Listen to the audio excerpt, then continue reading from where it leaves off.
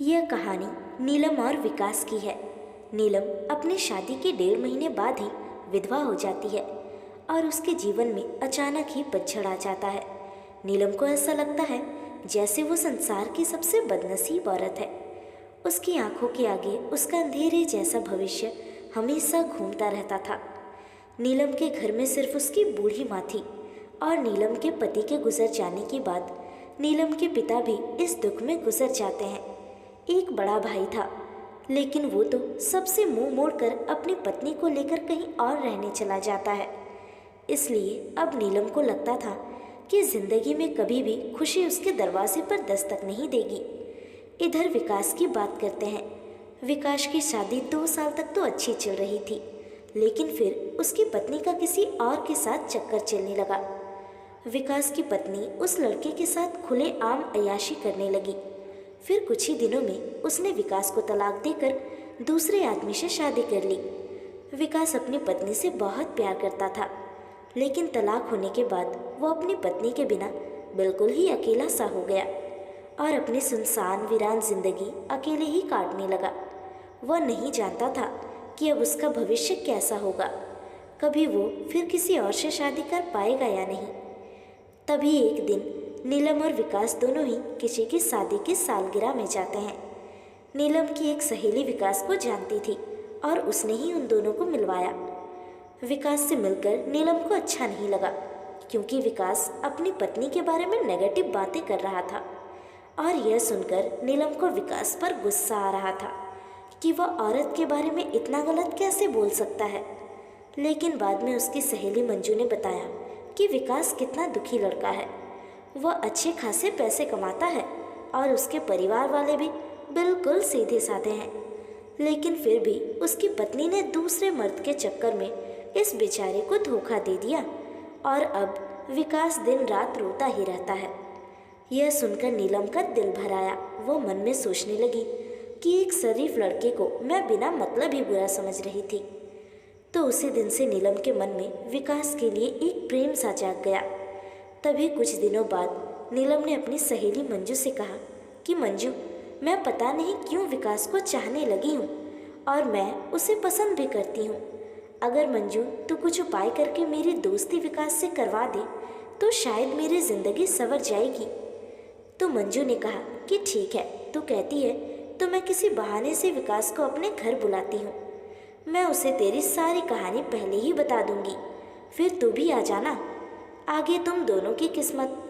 तभी मंजू अपने जन्मदिन का बहाना करके विकास को अपने घर बुलाती है और मंजू विकास को नीलम की बीती हुई सारी बात बताती है और वो इसे ये भी बताती है कि शादी के 1.5 महीने में ही नीलम विधवा हो गई थी।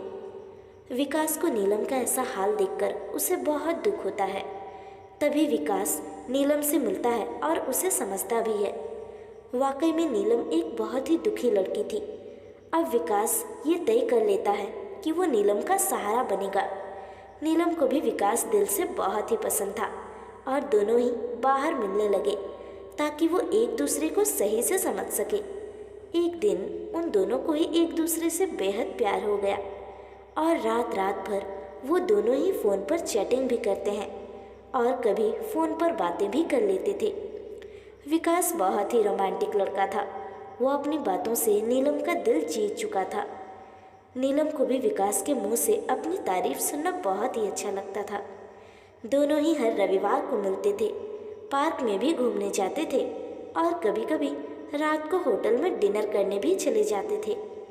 तभी एक दिन नीलम विकास को अपने साथ अपने घर ले गई और उसे अपनी माँ से मिलवाया। विकास ने जब नीलम की माँ के पाँव छुए तो नीलम की माँ रोने लगी और विकास का हाथ पकड़कर कहने लगी कि बेटा, मेरी बेटी का सहारा ज़रूर बनना और उसका साथ कभी भी मत छोड़ना। मेरे सिवा इसका कोई भी नहीं है। अब मेरा भी कोई पता नहीं कब उस भगवान का बुलावा आ जाए। अगर मैं मर गई तो मेरी जवान लड़की का क्या होगा। ये सुनकर विकास की भी आंखों में आंसू आ गए और नीलम भी खूब रोने लगी। तभी विकास ने कहा, माँ जी, आप बिल्कुल चिंता ना करें। नीलम का मैं मरते दम तक साथ नहीं छोड़ूंगा और आपको भी कुछ नहीं होगा और आपकी बेटी का मैं जिंदगी भर ही ख्याल रखूंगा। ये सुनकर नीलम की माँ और नीलम को बहुत ही अच्छा लगा और नीलम विकास का हाथ अपने गालों में लगाकर रोती है। तभी एक दिन दोनों ही पार्क में बैठे थे तो नीलम ने कहा कि विकास, तुम अपने घर वालों से मुझे कब मिलाओगे? विकास ने बात टाल दी और उससे प्यार भरी बातें करने लगा और कहा, नीलम, मैं तुम्हारे बिल्कुल नज़दीक आना चाहता हूँ। बोलो, तुम मुझे अपने करीब कब आने दोगी? लेकिन नीलम विकास को अपने करीब आने से मना करती है, मगर फिर भी थोड़ा बहुत वो दोनों प्यार कर ही लेते थे। तभी नीलम की सहेली मंजू ने नीलम के कान भरने शुरू कर दिए। उसने कहा कि नीलम, लड़कों पर इतना जल्दी भरोसा नहीं करते। तू तो सीधी सादी है, विकास को अपनी माँ से भी मिला दी, लेकिन विकास ने तुझे किसी से मिलवाया? कहीं ऐसा ना हो कि वो तुझे इस्तेमाल करके ना छोड़ दे। यह सुनकर नीलम के कान खड़े हो गए और वो सोचने लगी कि कहीं विकास मुझे धोखा तो नहीं दे रहा। उधर विकास ये सोच रहा था कि मैं नीलम को अपने घर कैसे लेकर आऊं। मेरा घर बिल्कुल छोटा सा है और मैं उसे अभी नहीं बताऊंगा कि उसके लिए मैंने एक घर बुक कर लिया है और 50,000 जमा भी करवा दिए हैं और बाकी की मैं बैंक से किस्त बनवा लूँगा। 1 महीने बाद विकास का जन्मदिन था। विकास ने सोचा मेरे जन्मदिन पर ही नीलम को सरप्राइज दूंगा और तभी नीलम और उसकी माँ को भी घर बुला लूँगा। उसी दिन नीलम से शादी की सारी बात करके उसे सगाई की रिंग भी पहना दूंगा। क्योंकि नीलम के परिवार में और कोई नहीं है, इसलिए सारा कार्यक्रम नीलम और उसकी माँ के सामने ही हो जाएगा। अगले दिन नीलम विकास को फ़ोन करती है और गुस्से में कहती है कि तुम अपने घर वालों से मुझे कब मिलवाओगे? विकास फिर से बात को टालते हुए बात को पलट देता है। अब नीलम का शक और भी बढ़ जाता है। तभी नीलम विकास से कहती है, तुम्हारे बैंक में कितने पैसे हैं? मुझे अपना बैंक बैलेंस दिखाओ। लेकिन विकास बैंक बैलेंस दिखाने की बात भी टाल देता है, क्योंकि सभी पैसे उसने मकान के बयाने में दे दिए थे और उसके अकाउंट में यही कोई 8 से 10,000 ही पड़े थे। नीलम का शक अब बढ़ता ही जा रहा था और वो ये सोच लेती है कि विकास वाकई में मेरा इस्तेमाल कर रहा है और वो मुझसे शादी भी नहीं करेगा। इसलिए नीलम विकास का फ़ोन तक उठाना बंद कर देती है। इधर विकास एंगेजमेंट की सारी तैयारी कर चुका था। बातों ही बातों में उसने नीलम की अंगूठी का भी नाप ले लिया था और नीलम को इसका पता भी नहीं चला। विकास ने नीलम की तरफ से खुद की अंगूठी भी बनवा ली थी ताकि नीलम की माँ का कोई भी खर्चा ना हो सके। विकास ने किसी से थोड़ा कर्जा लेकर नीलम की साड़ी और उसका सारा सामान खरीद लिया था और उसकी माँ के लिए भी एक सुंदर साड़ी खरीद ली। अब विकास ने सबको यह कह दिया कि मेरे जन्मदिन वाली रात को मेरी सगाई नीलम से है और उसके घर में भी उसने सबको बता दिया। सारी तैयारियां हो चुकी थी। तभी एक दिन विकास ने नीलम को 3 बार कॉल किया, मगर नीलम ने उसका फ़ोन गुस्से में उठाया और कहा कि क्या बात है, जल्दी कहो। तो विकास ने कहा, कल शाम को 5 बजे तुम और तुम्हारी माँ को मैं लेने आ रहा हूँ। तो नीलम ने कहा कि मुझे कहीं भी नहीं जाना।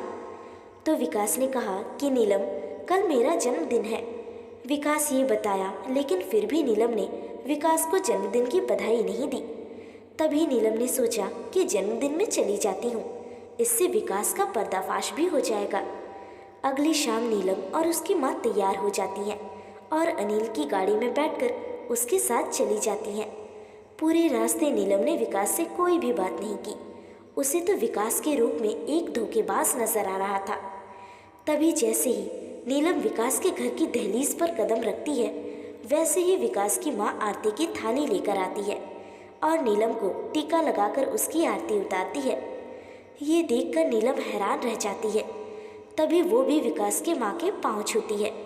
उसकी माँ उसे अंदर आने के लिए कहती है। सभी लोग खड़े थे, विकास के बड़े भाई भाभी, विकास के भतीजा भतीजी और विकास की माँ व भोले भाले उनके बाबूजी। सभी लोग नीलम और उसकी माँ का स्वागत करते हैं और बैठने के लिए कहते हैं। अब विकास का जन्मदिन भी हो जाता है। उसके बाद नीलम जाने के लिए कहती है तो विकास की माँ कहती है, बहू, तुम्हें जाने के लिए नहीं बुलाया है, हमेशा के लिए यहाँ रखने के लिए बुलाया है।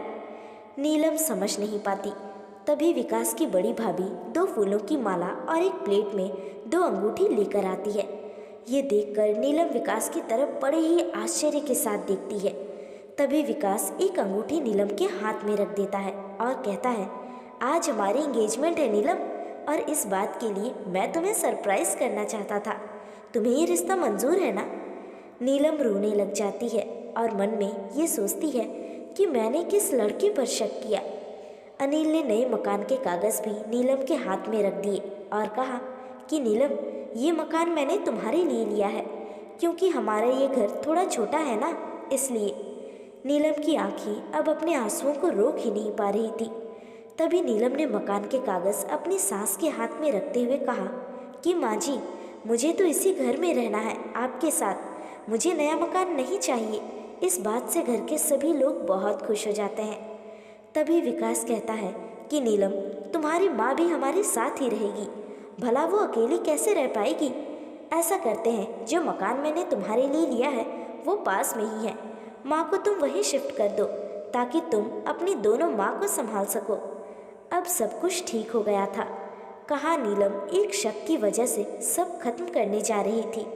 ये गलती उसे बहुत ही महंगी पड़ने वाली थी, मगर नीलम ने विकास के घर जाकर बहुत ही अच्छा किया। इसलिए दोस्तों, जीवन में कभी भी किसी शक की वजह से अपने प्यार को कभी मत छोड़ना।